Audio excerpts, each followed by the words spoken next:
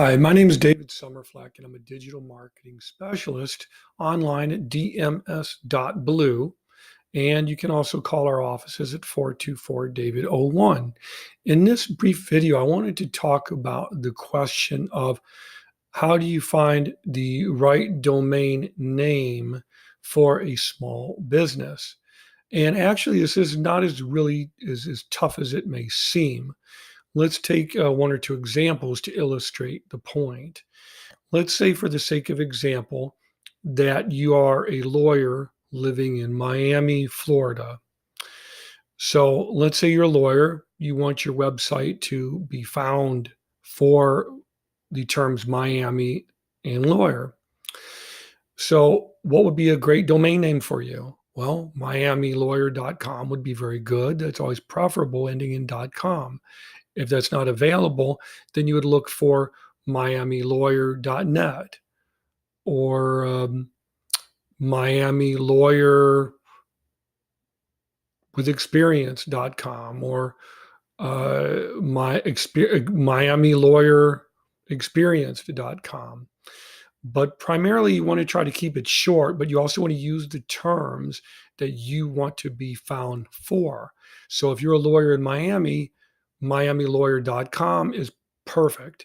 If you can't get that, then you could get something like lawfirm.miami or lawfirmin.miami or miami.lawfirm or miami.lawyer or something like that.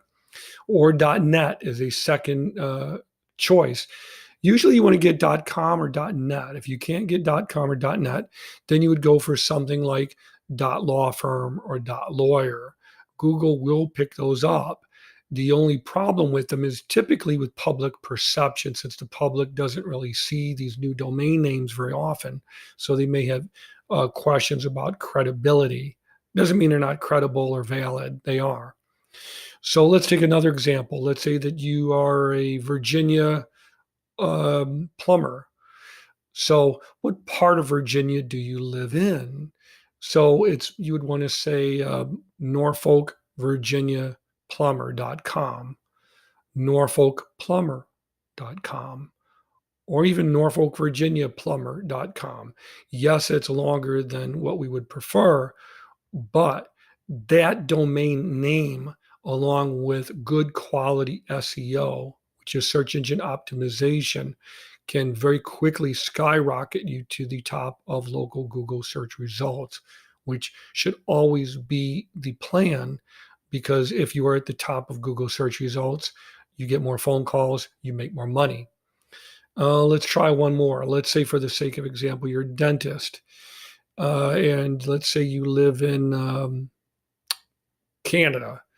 So you would say, what's your province? So maybe Ontario, Canada, dentist.com. If you can't get that for some reason, OntarioDentist.net, or maybe OntarioDentist.ca. If you're in England or the United Kingdom, then the most sites end in .co.uk. .com is always preferable in every case. But if you can't get it, then you go to .net. If you can't get .net, then you go to whatever is after that. They're all valid. It just comes down to public perception. They will not affect Google search ranking. So that's my answer. You want to try to get a domain name that matches what it is that you do and what your ideal SEO terms should be.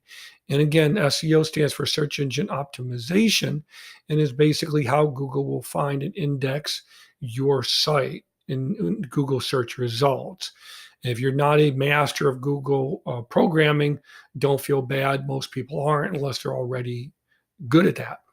So whoever you would work with, you'd say, look, I am a Miami lawyer, and I want to rank #1 for Miami lawyer.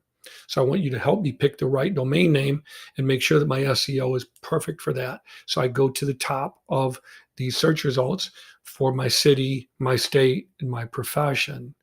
That's typically the way to do it. And a professional should be able to help you do that. How do you tell if the person is professional?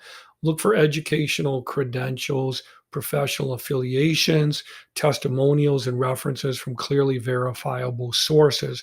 No professional digital marketer or web developer should balk at you asking for references. They should welcome that.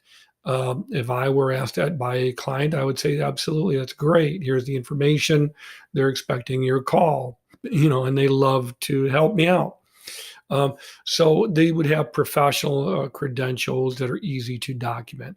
They would have plenty of experience that they can verify and document. Again, they would have live sites that they can show you on their own portfolio page, that sort of thing.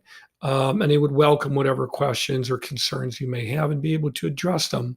They would use contracts, and they have a process where they would want to encourage dialogue.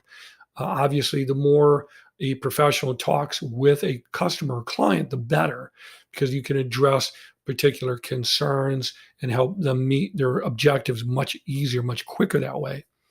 It's when the professional you work with doesn't want to answer questions that you should be concerned. So I hope that information is helpful. To learn more or get help from me directly, please visit DMS.BLUE. Thank you very much and have a great day.